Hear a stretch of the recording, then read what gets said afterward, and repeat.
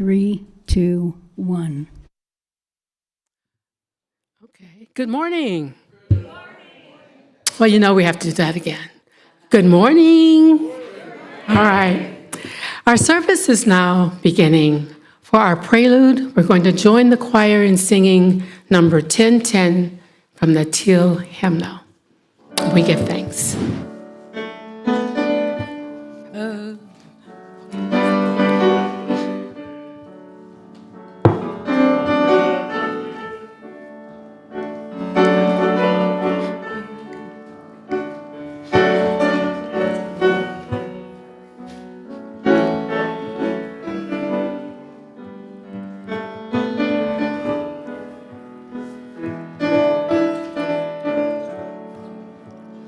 Oh, we give thanks for this precious day, for our gathered here, sinners far away, for the time we share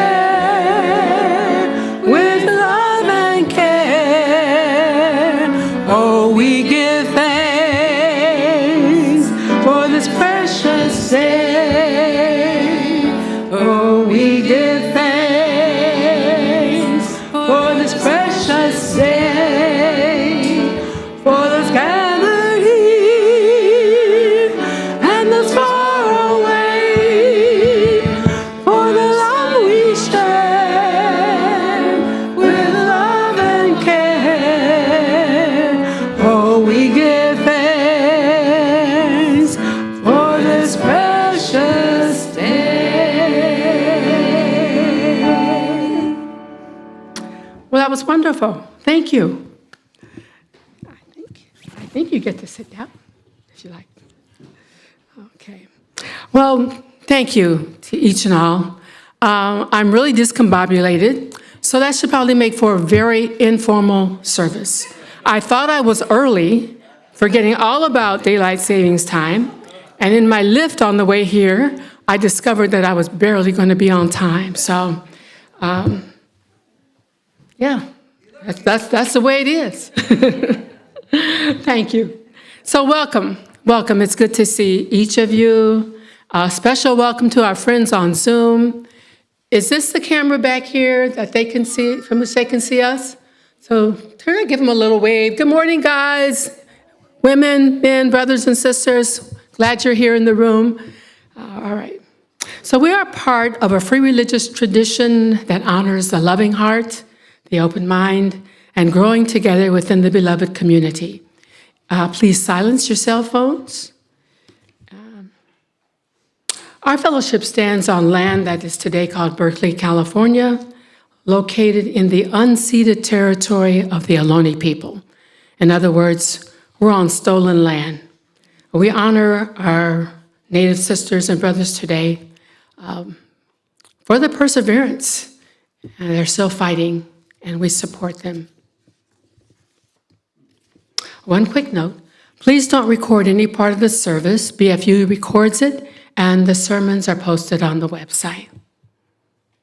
All right. I'd like to welcome our speaker, Zahra Billoo, and I'll introduce her before she speaks today, but she's a fabulous woman, and we're blessed to have her with us today. All right. We're going to have our chalice lighting. For those of you at home, please light your chalices at home as we light the one here. In your program are the words that we use when we light our candle. The long-timers know what it is.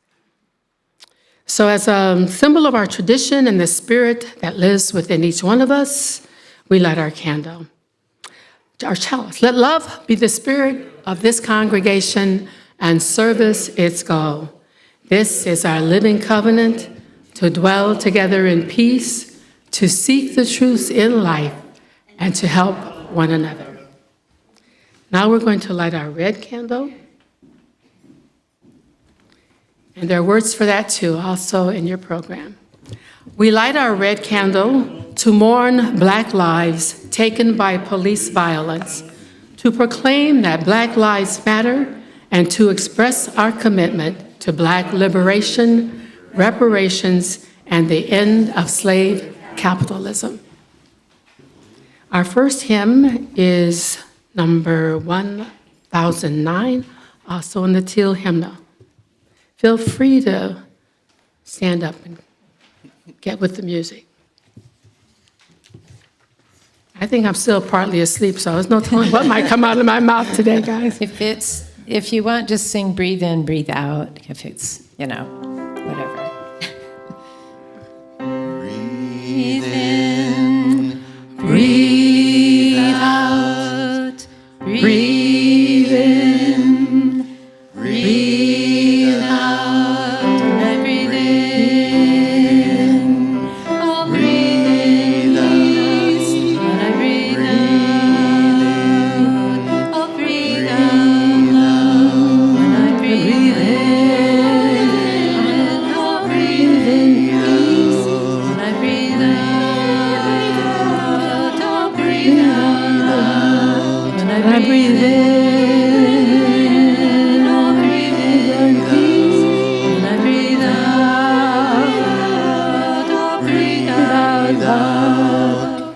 Breathe in, breathe out, breathe in, breathe out.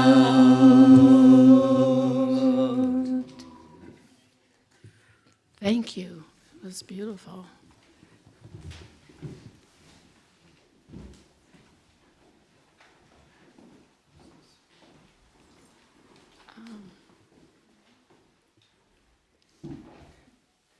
Joanna, Sumi, would you join me up here, please? I'm going to read part of a greeting, if I can do it with my computer, and I don't want to do it by myself.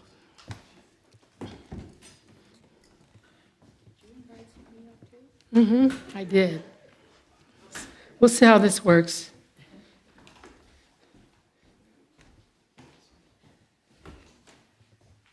All right, so this is unpracticed. The computer's working. So I'm going to read part of this. Is a presentation given for International Women's Day at the United Nations, and we're just going to read part of it and alternate. Welcome to our 50th International Women's Day at the United Nations. It's a pleasure to be with you all. International Women's Day is a powerful moment, and this year more than ever. The cause of gender equality has never been more urgent, nor the obstacles in our way more apparent, but our determination has never been more unshakable. Would you read the next? As we have just heard, the Secretary General announced in his Gender Equality Acceleration Plan, clarion call, we must all champion women's rights. We must confront backlash. We must enhance our efforts to dismantle systemic inequalities. And we must protect women, human rights defenders. Together, we can all push forward. Keep going. Let's see. Okay, section.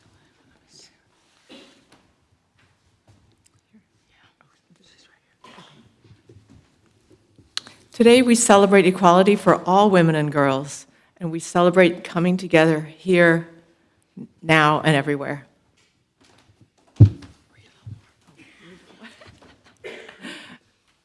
This year, our call is for all women and girls, rights, equality, empowerment. Because equality with exceptions is not equality. Because the world has promised rights, equality, and empowerment to all girls and women, everywhere, always, and this promise has yet to be realized. The pushback against these promises is nothing new. We have faced it before, and we will face it again. Until gender equality is our shared reality and shared reward, we will not stop. Keep going.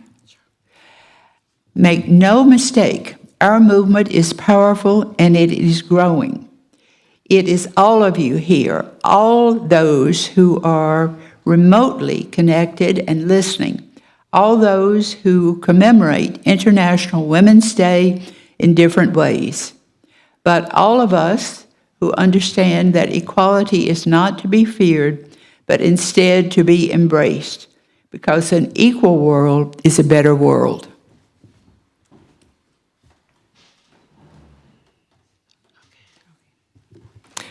This year, we mark the 30th anniversary of the Beijing Declaration and Platform for Action. We hope to see its commitments reaffirmed in a strong, forward-looking political declaration to be adopted at CSW 69, which is the 69th session of the Constitution, the Commission on the Status of Women. This year, we commemorate the 25th anniversary of Security Council Resolution 1325. We also look forward to the final stretch of the 2030 Agenda and the Sustainable Development Goals. What better reminders to energize and guide us all?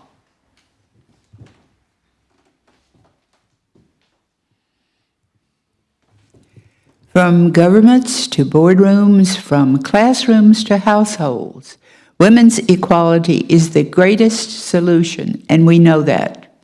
Every study we do, every project we do, every program we do, every effort and partnership we have, all tells us that women's equality is the greatest solutions. Real solutions require that women be at the heart of decision-making, from Afghanistan to the DRC, from Palestine, Gaza to Haiti to Myanmar, Sudan, and beyond. Women bear the heaviest burdens of conflict, displacement, hardship, and loss. Yes, we know that when women are at the table, peace is broader, more inclusive, and more enduring. We learn that when women's voices are heard equally, societies thrive. We know that when women lead, economies prosper. We know all this. Now we must act on it so that when the promises we have made are fulfilled for all women and girls, and so all women shall lead and thrive.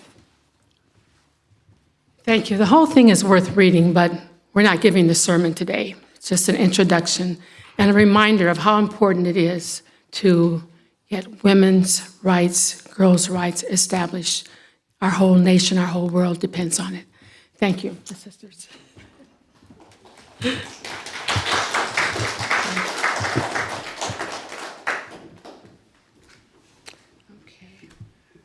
Now for our meditation. In a moment, I will sound a chime to lead us into our time of silent meditation. Please get comfortable. Don't go to sleep, but get comfortable. Follow your breath to your inner stillness. I will ring the chime then a second time at the end of approximately 2 minutes.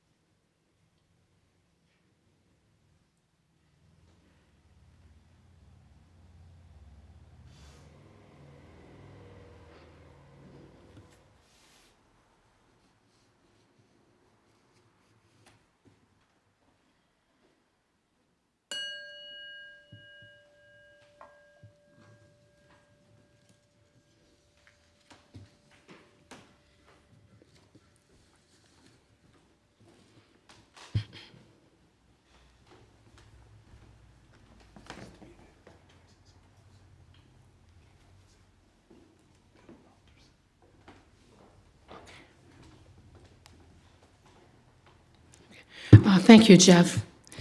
I'm now going to read from our Book of Joys and Sorrows. This is a book that we have on the table over here to my right, your left, every Sunday morning. And you're welcome. In fact, we invite you to write in it any joys and sorrows that you want to share, any concerns that you wish to bring to the congregation. So today is March 9th. First of all,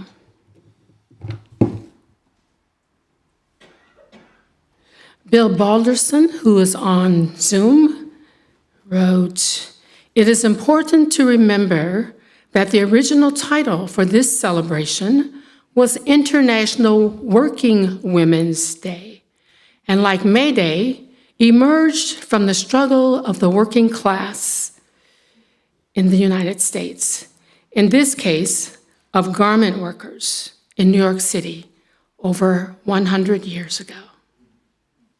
It's important to keep our history in mind.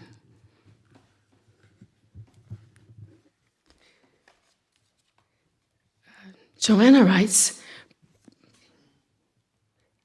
I think this is all Joanna. "Prayers and blessings for all the people suffering war-torn nations, in war-torn nations. Women's History Month, a good time to remember and discover our heritage anew." So, thank you, Joanna and Bill. Now, at this time, we move into the next phase of our sharing in our congregation, and we speak aloud. You're invited to speak aloud the names of any people who are on your heart, with whom you'd like to have the community stand with you in your concern. So just speak their name into our atmosphere.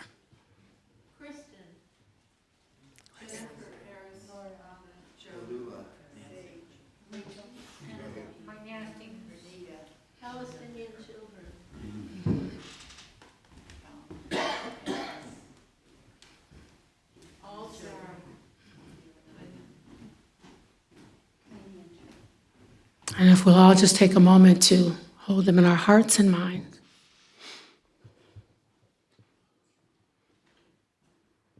All right. The next phase of our community sharing is to line up, come down the center aisle, choose a stone or stones, and put them into the water. This is a symbolic, but you're bringing them into the water of community. So I invite you to do that now.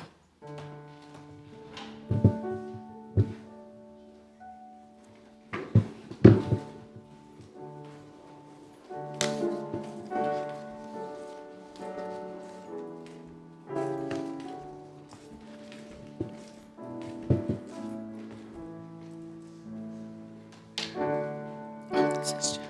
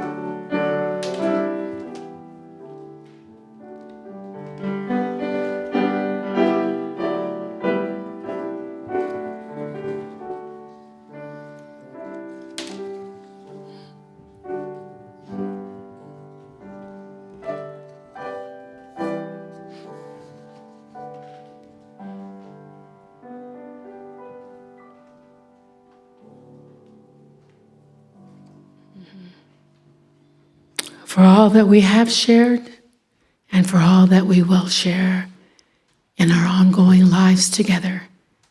May we be grateful.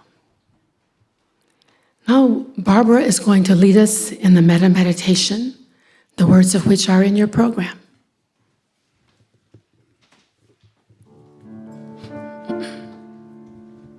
May I be filled with loving kindness. May I be well. May I be filled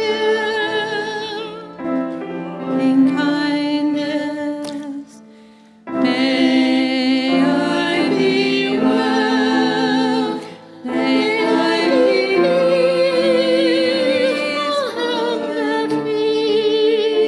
peace. May I be whole. May you be filled with loving kindness. May you be well. May you be filled with loving kindness. May I be well. May I be peace, full of peace. May I be whole. May we be filled with loving kindness.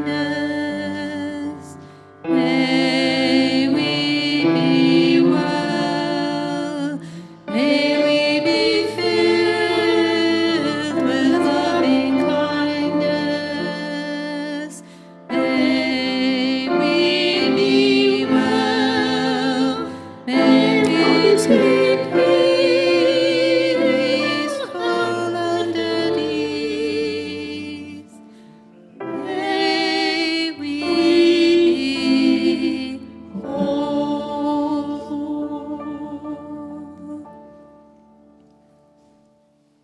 Well, that was beautiful. I'm sort of working from two scripts, so I had made the announcement wrong. Did most of you follow your program and find that on page 1031? It's not our usual song. Let me see the hands of those of you who found it the right place. Okay. My apologies to all of you, especially to those of you who missed it. Can we do it one more time so everybody can get it? Page 1031. Let's do two more verses of that so we can all join in.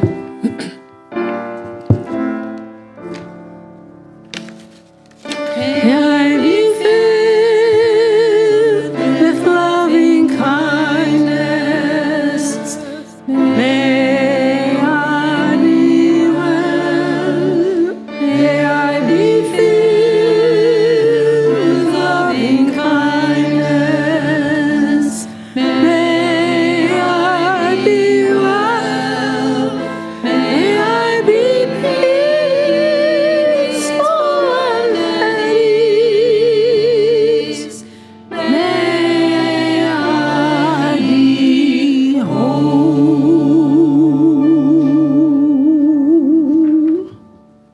All right.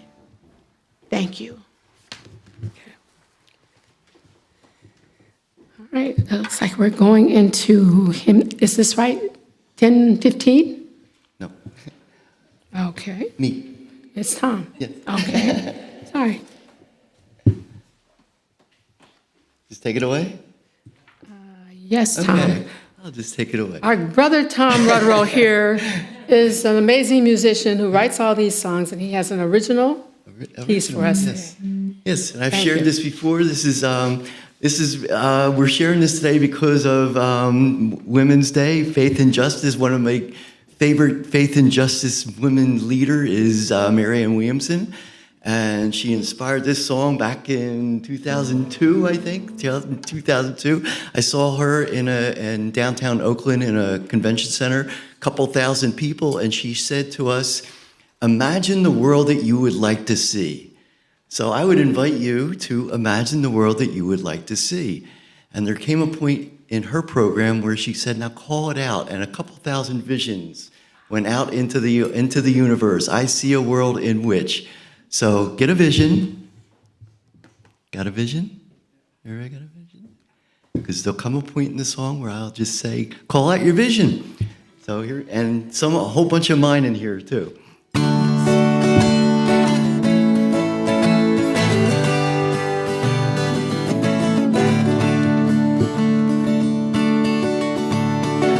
Close your eyes, get in touch with the source.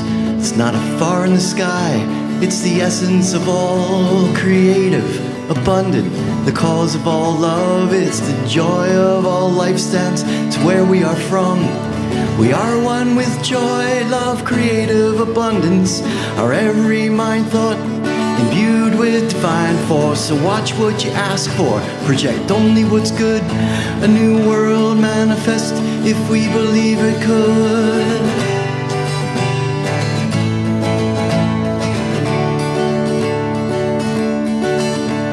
I see a world where folks who are other walk hand in hand like sister and brother.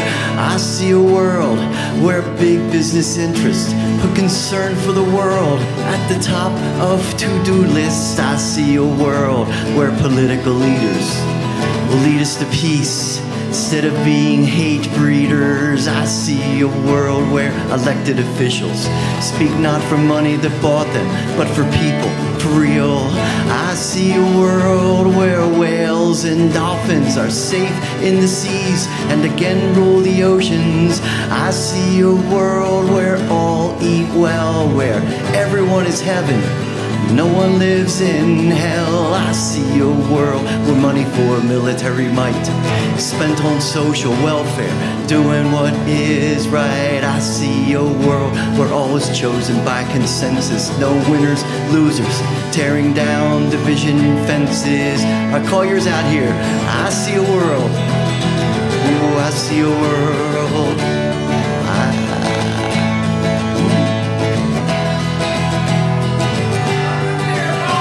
There we go. Through the power of mind, it is the power behind it. This our hour to find it has always been there. Releasing division, releasing what we envision to universal precision, and find our vision mirrored with an abundant attitude, moving forward in our gratitude before we see it. We conclude a miracle will be. See it in our mind first, one mind of the universe, within our vision immersed.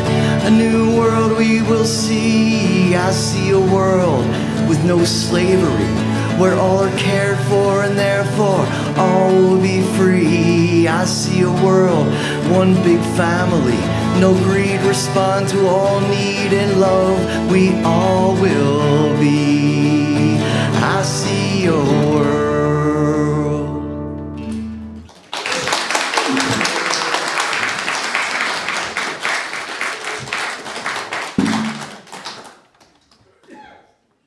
Thank you, Tom.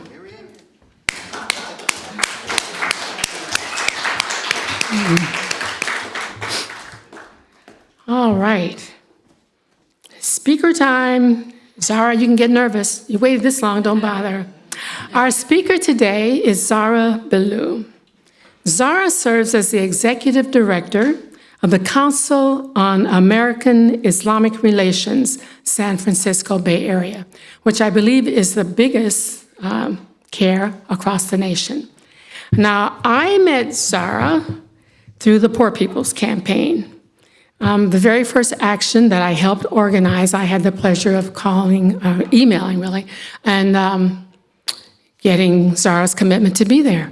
And it was a day where there were a lot of singers, a lot of testimonies, many, many speakers. She came, she was there from the beginning, and finally she got to speak. She's a great speaker. And she's a civil rights attorney. She's filed lots of lawsuits against major corporations, et cetera.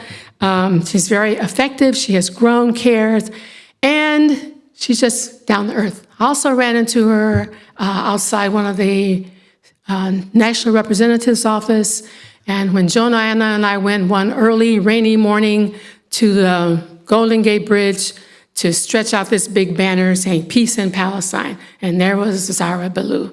Ladies and gentlemen, I present to you Zahra Billoo.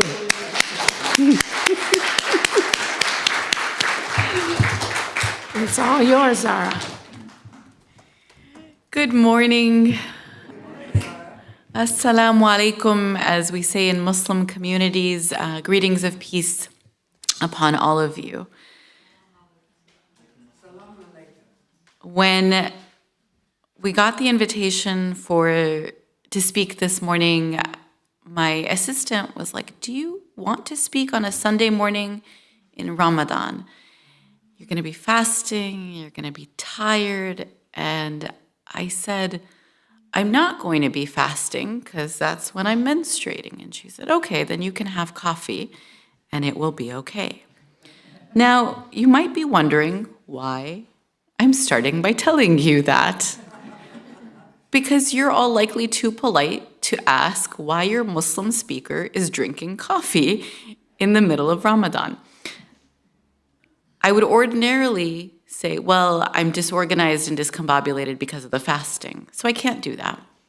It's the time change. The time change made sense until it didn't, because why was I awake at 1 a.m.?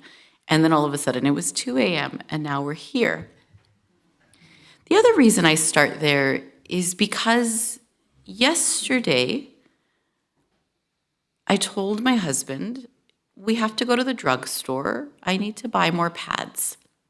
And he said, okay, which store? And we literally just drove up to the next Walgreens, walked in. I walked exactly to the aisle I wanted. I found the brand I wanted. It was on sale. I got enough to last me a while.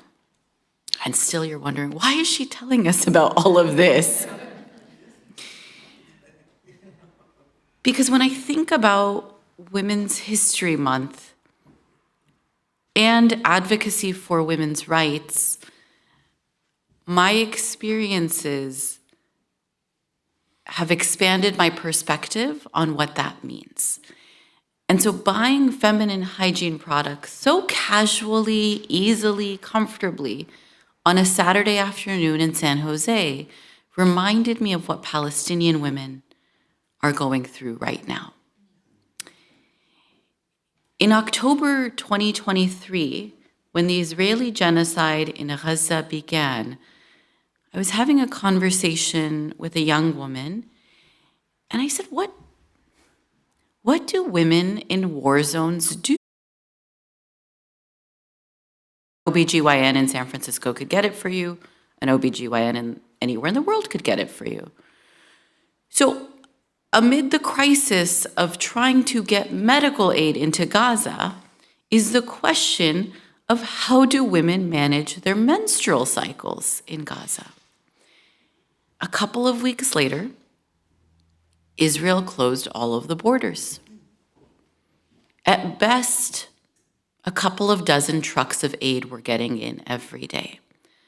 Now keep in mind, Gaza had been under siege for 17 years prior to this most recent escalation in violence. Israel was counting the calories going into Gaza. Zionist leaders have been known to say that they were putting those Palestinians on a diet. In those circumstances, the people of Gaza needed several hundred aid trucks every day, but everything was very surveilled and very controlled. After Israel closed all of the borders, the aid trucks were reduced to less than 100. Eventually, you cannot access the pills to suppress your cycle. So now you're menstruating like normal, under stress in a war zone. Can you get Always brand pads or maxi tampons into Gaza? I can tell you no. I had the opportunity to go to Egypt in December 2023 to observe the packaging of aid. I thought I was going to help with the packaging of aid, and they looked at my lazy, incompetent American self, and they said, just watch. You are too slow of a packer to do this, and you're going to hurt your knees. So I watched as they packed. And there was a warehouse where they were packing food, and every item had to be inspected and counted. And then there was a warehouse where they were packing what they called dignity kits: shampoo, razors, deodorant, soap, feminine hygiene products. If you're lucky, you get a box. You don't get to choose down the very robust Walgreens aisle which one you want. It's just whatever was in the box. Bras, one size fits all. You better hope it's comfortable. If it's not, it is what it is. So what do Palestinian women do now? They're living in tents, and they're using scraps from the tent-making materials for pads. They don't have places to shower, and that's just if they're menstruating. Now, they're also, by the way, giving birth. In many cases, having C-sections without anesthesia. In some cases, delivering in the street because they can't make it to the hospital in time. And in the worst and most extreme cases, of course, we know Israel is killing Palestinian women, including pregnant ones. Sometimes mom and baby are both killed. Sometimes mom is killed and baby survives. Sometimes baby is killed and mom survives. In this most recent surge in violence, a new acronym has emerged: Wounded Child, No Surviving Family, WCNSF. Who would think that in this day and age, this would be a new thing? But it is the reality of Palestinians and Palestinian women. And so, as I think about Women's History Month and International Women's Day, as a woman who was born and raised in the United States, my priority has long been, I need to make as much as my male counterparts do. I need to have access to the same jobs that they do. But I would be remiss to not bring into every conversation about women what Palestinian women, and by the way, women in all war zones, are experiencing. I don't have the amount of time or honestly the emotional capacity to say, and we have yet to talk about rape and sexual violence in war zones, which we know is also fairly routine and under-discussed, under-covered. In this month, as we celebrate women's history, and as we advocate for progress for women, what I ask of friends and colleagues is not allyship, but solidarity. Allyship is passive. Solidarity is active. Men and women and gender nonconforming individuals should acknowledge that our liberation is intertwined. If they can do it to Palestinian women, they can do it to us. And we know that because they did it to Black women, and then they did it to us. They do it to migrant women, and then they do it to us. They did it to Asian American women, and now they're doing it to us. When we advocate for justice, remember, it can never be about just us. As you make intentions for how to move forward, be mindful that this work is not just about this month, but it has to be an ongoing commitment. Until the women in Gaza, the women in Sudan, the women in Yemen, the women in South and Central America and at our U.S. border, and the women in U.S. prisons are treated as equal human beings, deserving of the rights and luxuries that so many of us take for granted. All of us remain unsafe. I invite you to make the intention to be a voice and a force for change, not just among yourselves, but among your neighbors and your communities. With everything that I have said, I imagine so little of it was new information because I saw the nods of recognition, the, oh yes, that must be the case.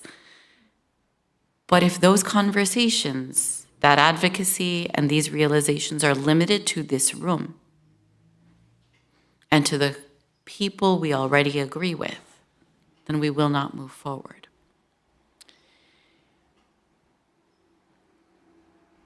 When I speak with Muslim audiences, I remind them that God promises us victory. As a believer, I take it as true and certain that justice will supersede. I take it as true and certain that the oppressed will be free. I take it as true and certain that the light will win out. What is not true and certain, what is yet TBD, as the young people say, to be determined. And my invitation to all of us is to be a part of that future, to be able to look back and say, I was not in Gaza. I was not a migrant at the US border. I was not in a US prison. I was able-bodied. I was well-fed. I had all of the privileges that come with living and being in Berkeley and in California. And I did everything I could with everything I was given to ensure that every woman and every person could achieve their full self, their full status, and everything they desire. Thank you all so much.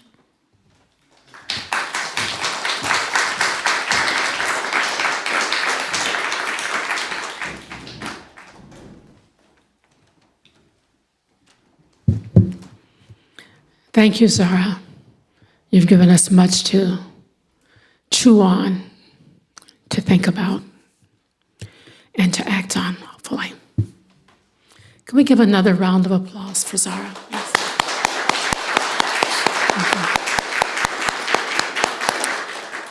We appreciate your taking the time and effort to be with us and to speak truth to us today.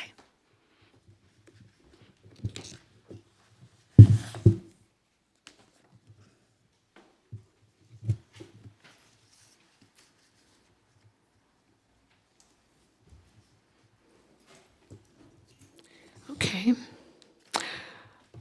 We want to gratefully acknowledge all of those who worked together on this service, choosing the songs, setting up chairs, and each and every one of you who did whatever it took to get you here today. We appreciate that.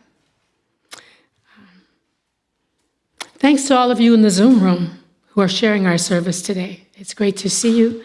Jeff has given me the names of those who are here: Ben Birch, Bill Balderston, and Reverend JoJo.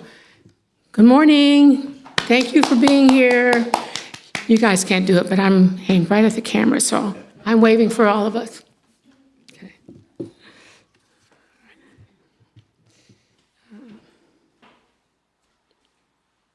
So, check your order of service, please, or email newsletter for announcements. If you're not yet on our mailing list, see Jeff or Margaret or somebody who knows what to tell you after the service. Go to bfuu.org to sign up or contact, it says me, but contact him. And Jeff, do you have an announcement? Thank you. Hi, everyone. So tomorrow is going to be, I think, the 6th meeting of the Berkeley History Club. The Berkeley History Club meets right here. If you want to see anything that you've missed in the past, you can go to YouTube and look up Berkeley History Club. And tomorrow we're going to be having 3 speeches. One is the conversion of Constantine. Second one is by Hank. He's in here somewhere. The history of the current war in Myanmar. And I'll be speaking on Nazareth. Did you know that Nazareth's name probably means, lineage of the Messiah town? So how does Jesus get born in a town? He's born in a town that has the name lineage of the Messiah town? So it's like, that's weird. Anyway, we're going to try to explain that tomorrow. And I'm going to... Excuse me, Jeff, you may also want to mention YouTube stream for those that can't get here. Thank you. Yes, if you can't make it, we will be live streaming it. So if you just go to Berkeley History Club, you will see it there. Thanks. Great. Hey, everyone. Do you like Community and live music and pretending that you're in like a Jane Austen novel or Bridgerton? Well, if any of those sound good, right here, this Thursday night at 7 p.m. in the BFUU Fellowship Hall, there's going to be an English country dance. English is a lovely dance tradition. It's descended from the country dances that were done by English nobility in like the 17 and 1800s. And it's something that's been kept alive as a tradition by folk dancers for hundreds of years. And so you're doing the dances that people were doing there in history, plus some lovely new ones written by community members. And it's a very accessible dance. If you can walk and you can hold hands with people, you can do English dance. So if anyone's interested, right here, 7 p.m. this Thursday, I'd love to see you there.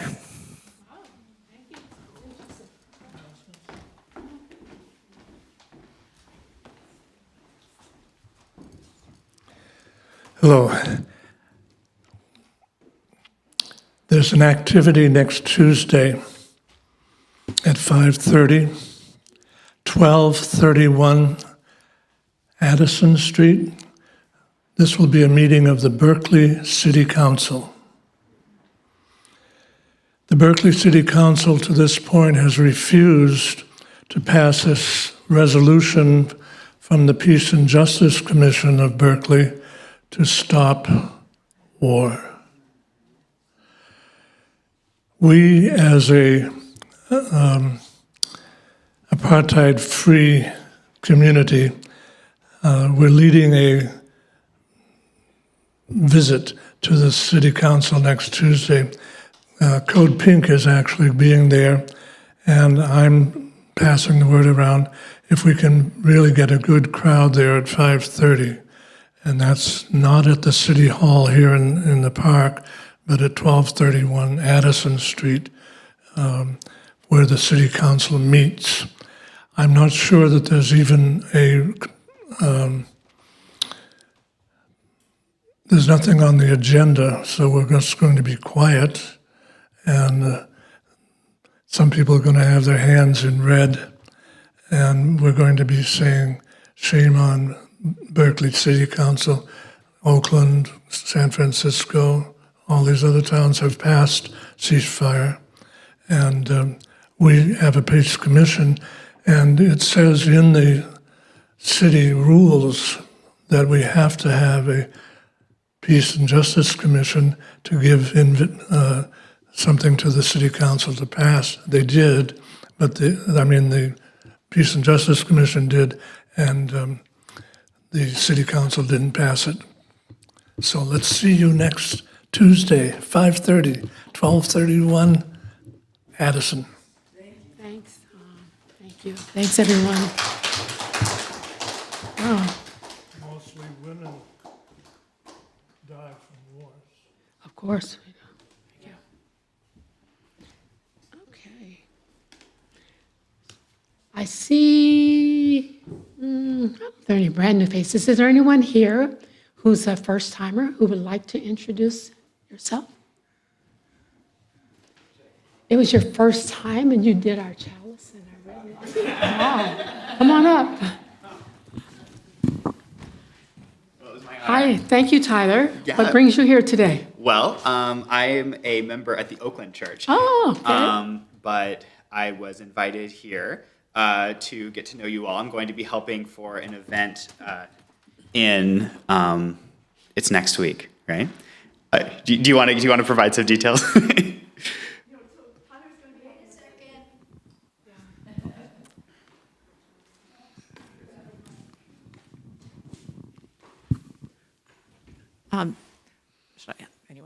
Tyler is going to be the assistant in the Change Made Easier class that starts this Wednesday evening. You're all invited to attend. It's going to be four Wednesday evenings. Some of you have already indicated interest, but you can see me and sign up. It's a way to help us all make change more easily, be in community. And Tyler was recommended by the Unitarian Fellowship, the Unitarian Church in Oakland. And so what I've known so far about him, he seems like a pretty amazing person. You saw how he just jumped in with helping out. Well, it's my pleasure, and it's really been it's really a pleasure to engage in your tradition with you today. Very similar to the Oakland one, but it's fun to see the differences too. So thank you very much. Thank you, Tyler. And thank you, Sumi. Look forward to the class. All right. Is there anyone else? All right. Well, we're happy to see many of you here who haven't been here in a while, and some who are pretty new. Thank you. Keep coming back. All right. It's the time when we share responsibility for the home which we're creating together.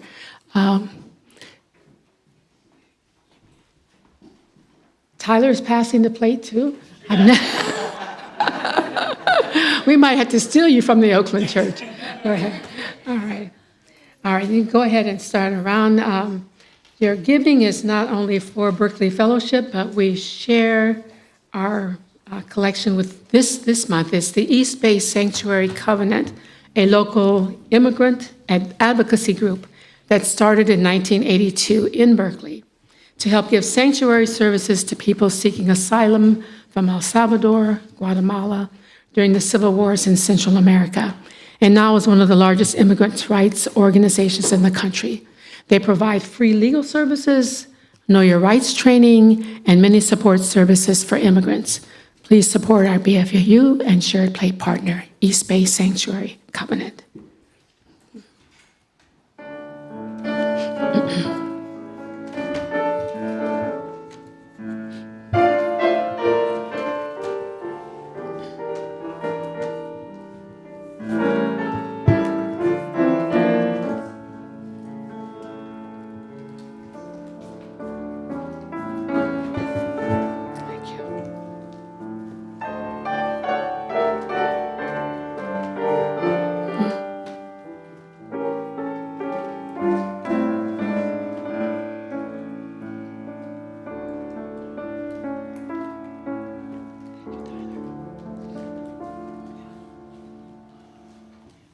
Let us dedicate our offerings.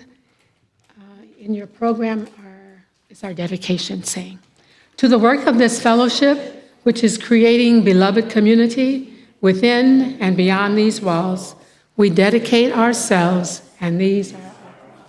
Thank you. Okay. Now let's join the choir in our final hymn, number 1032, in our teal hymnal.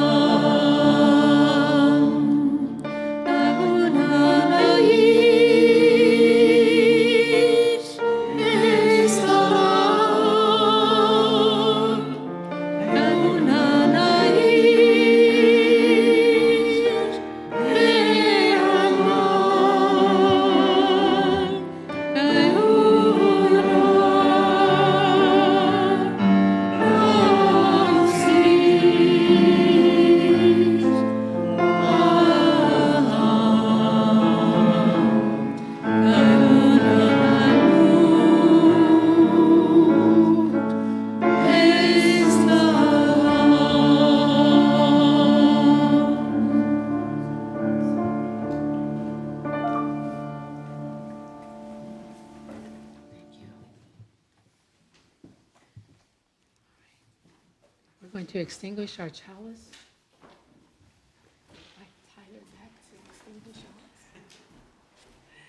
Please read with us the words in your order of service to extinguish our chalice. We extinguish the flame of this chalice, but not the warmth of love, the light of truth, or the energy of service. These we carry in our hearts until we meet again. Thank you so much for joining us today. Come again. Join us in our final circle. We'll make a circle around the room close enough to hold hands, and if you feel comfortable joining hands, please do so. We're going to sing 155, Circle Round for Freedom.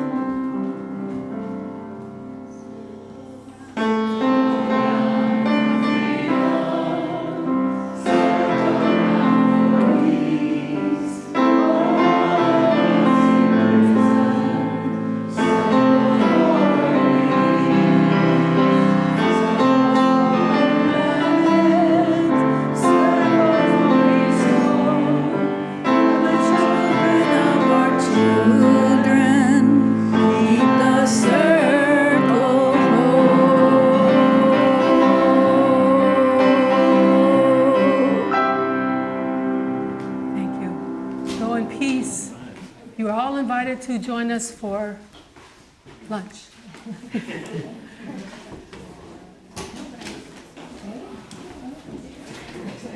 Thank you so much, Zahra. It was beautiful.